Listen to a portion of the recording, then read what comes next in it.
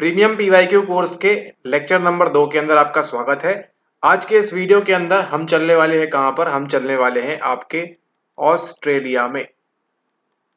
क्यों क्यों जाने वाले हैं ऑस्ट्रेलिया में? देखते हैं। यहाँ पर ये जो तस्वीर है आपके सामने स्क्रीन के ऊपर आप जो देख रहे हैं अपनी आंखों से या चश्मों से, जैसे भी आप देख रहे हैं, तो ये जो है आपका, ये क्या है? ये ऑस्ट्रेलिया में एक ग्राउंड है, ये एक मैदान है।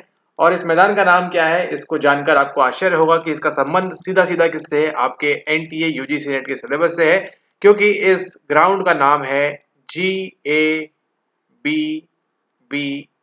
ठीक है, इसको आपने कभी सुना होगा, अगर आप जानते हैं तो। इसको कहते हैं गाबा का मैदान, यानी कि आपके लिए जो काम का है वो एक बी को हटा दीजिए, और ये जो गाबा है इसके बारे में बात करने वाले हैं आज की हमें फ्री क्लास इस प्रीमियम वीडियो के अंदर।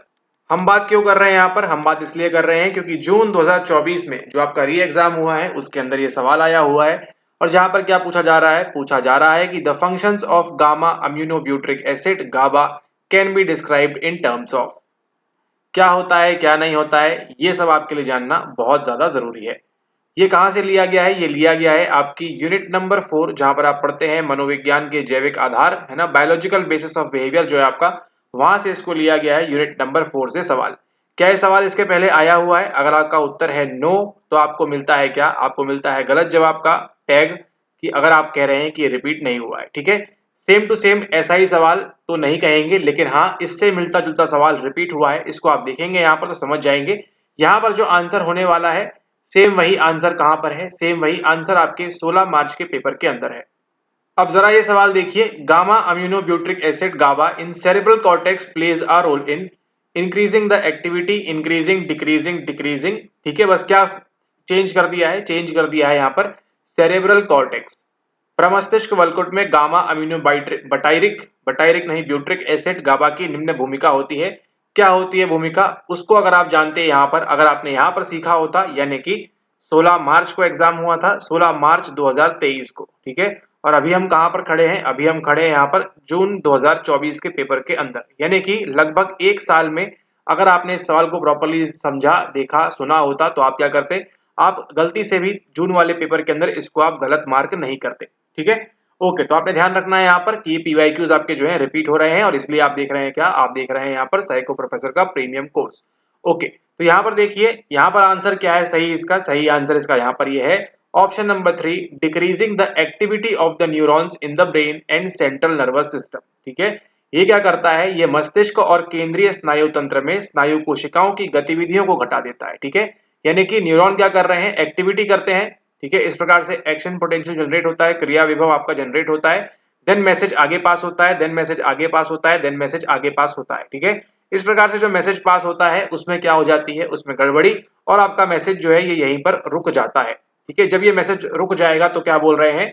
मस्तिष्क और केंद्रीय स्नायु तंत्र में स्नायु कोशिकाओं की गतिविधियां घटाना। तो ये काम किसका होता है? ये काम होता है आपके गाबा का। यानी कि ये बात आपको समझ में आ गई है कि गाबा क्या करेगा? गाबा जो है आपका, वो क्या है? वो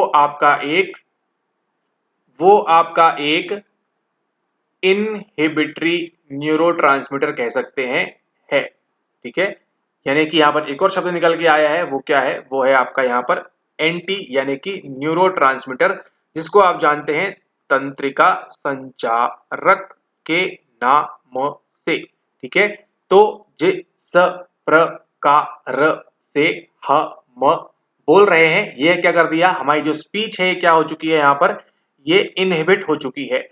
तो अगर हम इस अगर ऐसा हो रहा है तो क्या है? इनहिबिट हो गई हमारी स्पीच, यानी कि आपको प्रॉपरली सुनाई नहीं दे रहा है, यानी कि आपको अच्छा नहीं लग रहा है, यानी कि हमारी जो फंक्शनिंग है वो गड़बड़ा गई है।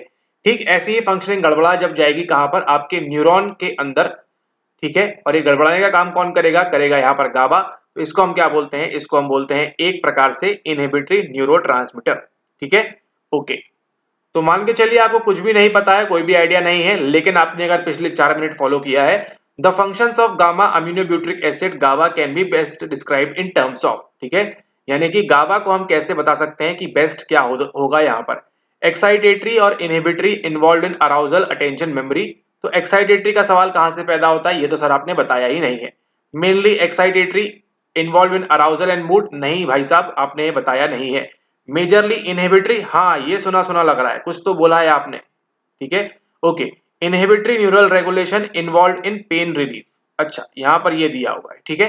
तो यहां पर देखिए, अब आपके पास बचे हैं दो ऑप्शन, 50-50% चांसेस पर आप आ गए हैं आंसर को सही करने के। 50% आप आंसर सही मार्क करने की संभावना आपकी बढ़ गई है, 25 से आप यहां पर 50 पर आ चुके हैं, ठीक है। ओके, तो आपको क्या लगता है क्या होगा सही answer? Majorly inhibitory involve in sleep, निद्रा में, और आपकी इनहिबिटरी मूवमेंट में, इनहिबिटरी मूवमेंट में, यहीं पर आपका कीवर्ड छुपा हुआ है। ओके, इनहिबिटरी न्यूरल रेगुलेशन के दौरान और इन्वॉल्व इन पेन रिलीफ। अरे, ये कैसे बात हो सकती है? दर्द निवारण में तो मूव लगाएं आ से आह तक, लेकिन यहां पर किसकी बात हो रही है? यहां पर बात हो रही है आपकी पेन रिलीफ की, ठीक है। तो पेन रिलीफ के लिए अगर आपने थोड़ा बहुत भी पढ़ा हो, थोड़ा बहुत भी आप जानते हो अंतःस्रावों के बारे में और या फिर उसके बारे में, आप न्यूरोट्रांसमीटर्स के बारे में, तो आपको समझ में आएगा यहां पर कि इन्वॉल्व इन पेन रिलीफ का काम किसका होता है। ये काम होता है आपके एंडोर्फिन्स का। ये किसका काम होता है? ये आपके एंडोर्फिन्स का काम होता है। नहीं मालूम है तो कोई बात नहीं, आप लेक्चर देख रहे हैं।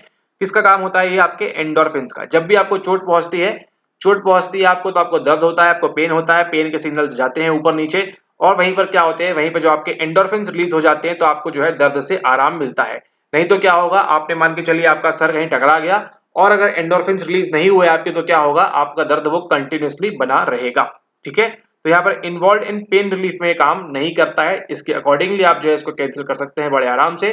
सही आंसर क्या निकल के आएगा आपका? Option number 3, majorly inhibitory involve in sleep and inhibitory movement. इसके अंदर अब जो है आपका ये जो गाबा है क्या करता है? इनहिबिट करता है चीजों को।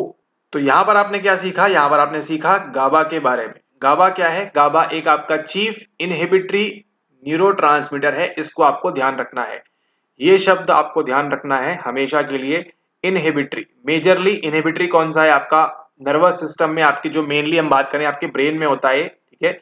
मेनली आपके ब्रेन में, नर्वस सिस्टम में आपका जो है यहाँ पर, ठीक है, कौन सा है आपका? ये है आपका गाबा।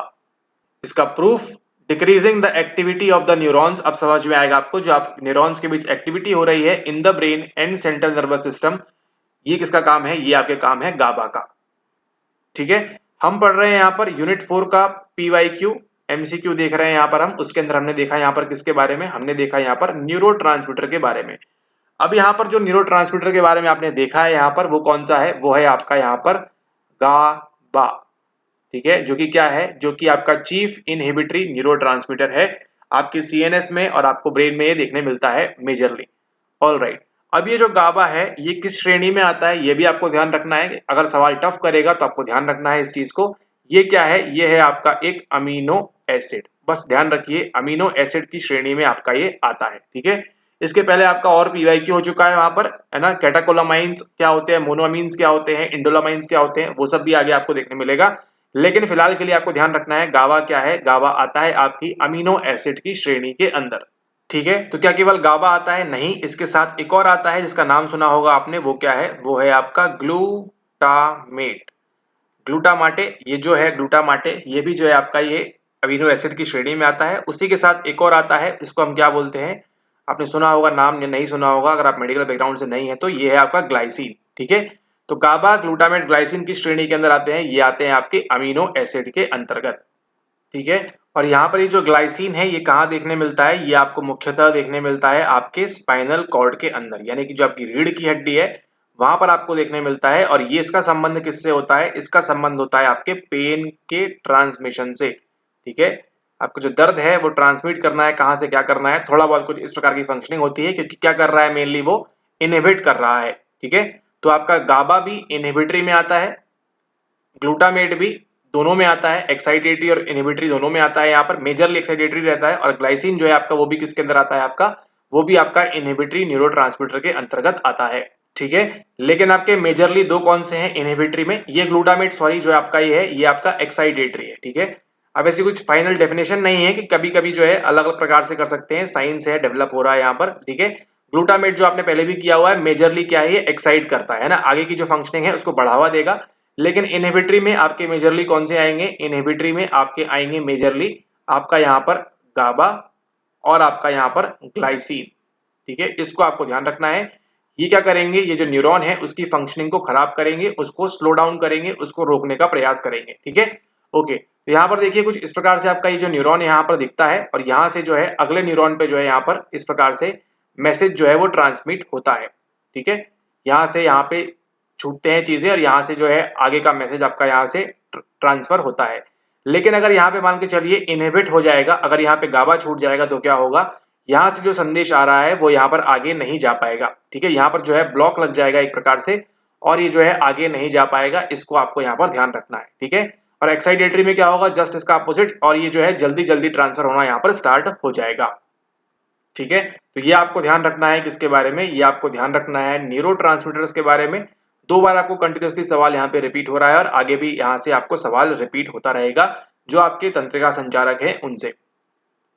अब हम चलते हैं आगे कहां पर, अब हम चलते हैं अगेन आपकी यूनिट नंबर 2 के ऊपर और वहां से देखते हैं हम same to same copy paste PYQ. इतना गंदा पीवाईक्यू कौन पूछ सकता है, वो केवल आपका एनटीए कर सकता है। ठीक है, आप देखिए केवल आपको थोड़ा सा कॉमन सेंस और थोड़ा सा जो है आपको, हमारे वीडियोस नहीं कहेंगे बट आपको जो है थोड़ा सा आपको पीवाईक्यूज अगर आप देख के जाएंगे तो आपको मान के चलिए 2 से 4 नंबर का आपको एज रहे, नहीं 2 से 4 नहीं सॉरी 10 से 16 नंबर का आपको जो है एज रहेगा एज कंपेयर टू अदर्स। ठीक है, ये आपको ध्यान रखना है हमेशा, इस बात को आप ध्यान रखें। जितना अच्छे से आप पीवाईक्यू करेंगे उतना आपके लिए खैर। अब जो सवाल देखने वाले हैं आप यूनिट 2 से, वो है आपके नमूना चयन से संबंधित। और अगर मान के चलिए आपने एग्जाम दिया था जून 2024 वाला और अगर आपने इस सवाल को गलत कर दिया तो आप मान के चलिए आप अभी के अभी जो है अपना सर फोड़ने के लिए तैयार हो जाएंगे और वहां से फिर क्या छूटेंगे, वहां से छूटेंगे आपके एंडोर्फिन्स। ठीक है, गारंटीड बात है। आप सवाल देखने के बाद अगर आपने इस सवाल को गलत किया होगा तो अभी आप जो देखने वाले हैं उसको देखने के बाद आप गारंटीड आपको मन करेगा कि आप जो सर है उसको कहीं पर आप दे दे दीवार के ऊपर। ठीक है, ताकि क्या हो सके, वहां से आपको पेन रिलीफ मिल सके, वहां से एंडोर्फिन छूट सके। ठीक है, खैर यहाँ पर देखते हैं किसको, यहाँ पर देखते हैं हम उस सवाल को जो कि है आपके कहां से, जो कि है आपके सैंपलिंग से। यहां पर देखिए, one psychologist while collecting data from gambler, कुछ याद आया, फर्स्ट आइडेंटिफाइड वन गैम्बलर, पहले गैम्बलर को ढूंढा, and from him traced out 3 मोर, इसके द्वारा 3 को और पकड़ा, थ्रू दीज 3 फर्दर मोर, फिर यहां से आगे और 3 को पकड़ा, इनको और 3 को पकड़ा, इनको और 3 को पकड़ा। He continued like this is an example of what, quota sampling, stratified sampling, snowball sampling, accidental sampling. क्या है आंसर, हमको नहीं पता, आप बताइए नीचे यहाँ पर कमेंट करके, हमको नहीं पता, डर लग रहा है यहाँ पर क्या होगा आंसर।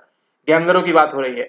एक मनोविद मनोवैज्ञानिक, केवल यहाँ पे ध्यान दीजिएगा क्या लिखा हुआ है, एक मनोविद मनोवैज्ञानिक लिखा हुआ है और केवल इस शब्द को चेंज किया गया है और बाकी जो है पूरा का पूरा मैटर सेम है। जुआरियों से आंकड़ा एकत्र करने के दौरान सबसे पहले एक जुआरी की पहचान की और उसकी मदद से 3 और को निकाला और फिर 3 को निकाला और फिर 3 को निकाला। कोटा प्रतिचयन होगा, संतरीकृत प्रतिचयन होगा, स्नोबॉल होगा या फिर एक्सीडेंटल यहाँ पर होगा, कौन सा होगा बताइए यहाँ पर। अगर वहां पे उत्तर नहीं बन रहा है तो यहाँ पर बताइए, क्योंकि आप देख रहे हैं A psychologist was interested to conduct a study on gambler। अरे गैम्बलर यहाँ भी आ गया। Identify the gamblers even with the help of police is a challenging task। ठीक है, पुलिस की मदद से जो है यहाँ पर ढूंढना एक चैलेंजिंग टास्क होगा उस साइकोलॉजिस्ट के लिए, क्योंकि गैम्बलर हो सकता है शायद सामने ना आए उनके। Which of the following sampling technique will be more appropriate to take up the study? Quota sampling, cluster sampling, snowball sampling, stratified sampling. क्या होगा सही आंसर बताइए जरा, दोनों का। हमको लग रहा है अलग अलग होगा, हमको लग रहा है कि इसमें जो है क्लस्टर जाएगा और इस वाले का आंसर स्ट्रेटिफाइड होना चाहिए। ठीक है, हमारे हिसाब से ये होना चाहिए, आप लोग बताएंगे यहाँ पर सही आंसर क्या होने वाला है। ठीक है, तो आप देख रहे हैं यहाँ पर पराकाष्ठा, कितना यहाँ पर आलस किया गया है इस प्रश्न को सेट करने के लिए, या फिर हम कह सकते हैं अगर आपने पीवाई को अच्छे से प्रैक्टिस किया होता तो आपको बड़े आसानी से आपके जो है ये सवाल भी सही होता आपका, और जो नेक्स्ट वाला आपने देखा 2024 वाला वो भी आपका सवाल सही हो जाता बड़े आराम से। ठीक है, ऑल राइट, तो इस वीडियो के लिए इतना ही। इस वीडियो के अंदर हमने देखा यहाँ पर आपके यूनिट नंबर 4 के 2 पीवाईक्यूज और उसी के साथ हमने देखे यहाँ पे आपके यूनिट नंबर 2 के 2 पीवाईक्यूज। बात करें आपका 2023 का, रिपीट किया गया कहां पर, रिपीट किया गया 2024 के अंदर, और यहाँ पर अगर हम बात करें 2023 का दिसंबर वाला जो था आपका वो रिपीट किया गया आपके यहाँ पर जून 2024 के अंदर। ठीक है, और भी पहले भी किया हुआ है, और ये है आपका मार्च, एक्चुअली इवेंट दिसंबर 22 वाला है, ये बाद में एक्सटेंड किया गया था और ये आपको मिला है यहाँ पर जून 24 के अंदर। ठीक है, ऑल राइट, तो आई होप आपको समझ में आया होगा, वीडियो पसंद आया होगा। तो इसी प्रकार से आप जो है और वीडियोस देखते रहिए यहाँ पर। ये था हमारा प्रीमियम कोर्स का आपका ये जो फ्री वाला है, ये आपका सेकेंड वीडियो। इसी प्रकार से अगर आप और डिटेल में और पढ़ना चाहते हैं, कंप्लीट पीवाईक्यू कोर्स करना चाहते हैं प्रीमियम वाला, तो आपको नीचे ईमेल आईडी दी गई है, वहां पे संपर्क करके आप जो है इसको ज्वाइन कर सकते हैं और इसी प्रकार के और भी वीडियोस देख सकते हैं। तब तक के लिए धन्यवाद।